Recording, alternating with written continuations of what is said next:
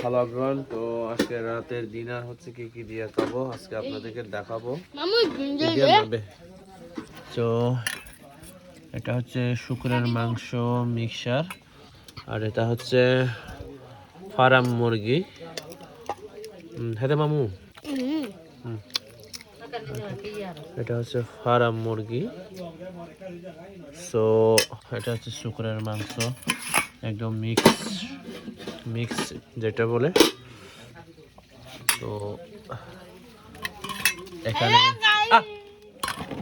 এখানে আছে হচ্ছে কলা মোজার তরকারি, পাহাড়ি জঙ্গলি আলু দিয়ে।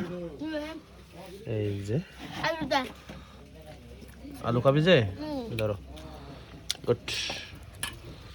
তো গাইস আজকে রাতের ডিনার হচ্ছে এই যে কি কি দিয়ে খাবো আপনাদেরকে দেখালাম।